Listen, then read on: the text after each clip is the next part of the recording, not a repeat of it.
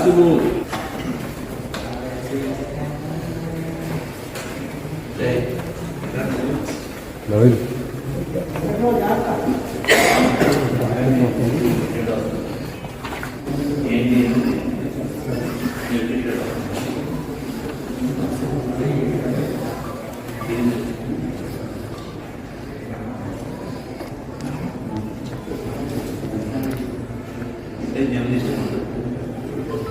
వస్తాం పైన కోరుతో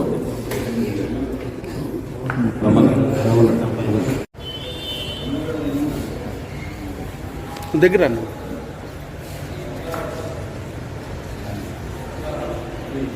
మీడియా మిత్రులందరికీ కూడా నా నమస్కారాలు. ఈరోజు జనసేన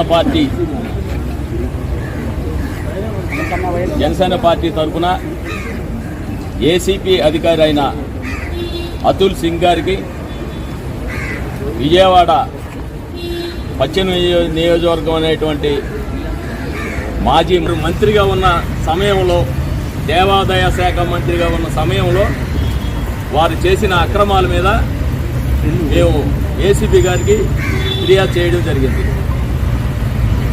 మరి కల్తీ లడ్డు వ్యవహారంలో వారు యాన్మెల్ కలవలేదని నిన్న ఫిర్యాదు చేయడం జరిగింది. అసలు కల్తీ అంటూ జరిగింది కదా అని వారే నిన్న ఒప్పుకున్నారు. జీవితం గడిపిన ఒక అధికారి, దేవాదాయ శాఖలో అధికారి, వారిని అడ్డు పెట్టుకొని వారికి అర్హత లేకపోయినా దరిదాపు 250 పైగా భూము ఎన్ఓసీలు జారీ చేశారు. అంటే ఆ భూమి లీజుకిచ్చి డబ్బులు గుంజాడు. అలాగే ఒక అక్రమం కాదు ఆయన చేసిన అక్రమం. ఆయన 2009లో పోటీ చేసినప్పుడు మెగా ఫ్యామిలీ అందరం కూడా చందాలు వేసుకొని గెలిపించాం. ఈరోజు ఆయనది 100 కోట్ల ఆస్తిపరుడు. వీటన్నిటి మీద కూడా ఏసీబీ గారికి ఇచ్చి దర్యాప్తు చేయమన్నాం, దర్యాప్తు చేసి అరెస్టు చేయమన్నాం. వీటన్నిటి మీద విచారణ చేస్తామని మాకు హామీ ఇచ్చారు.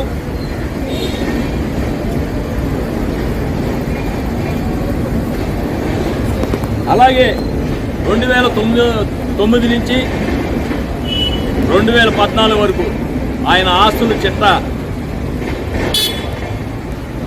దరిదాపులు 1.5 కోటిన్నర. అప్పుడు ఆ కాలం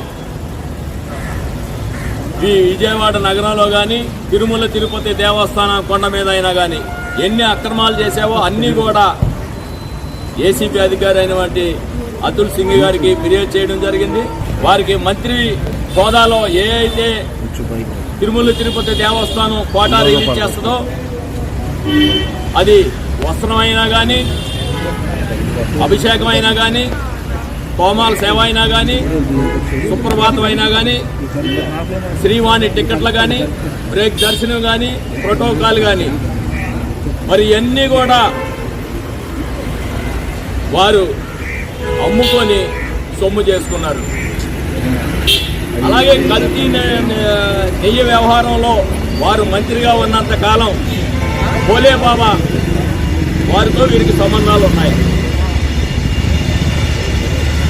వీరు కాల్ డేటా తీస్తే భోలే బాబాతో ఏం మాట్లాడుకున్నారో, ఎవరెవరికి ఏ అక్రమాలు చేశారో అన్నీ బయటపడతాయని మేము అధికారులకు ఫిర్యాదు చేయడం జరిగింది. అలాగే ఇక్కడ అమ్మవారి కొండ మీద సుమారు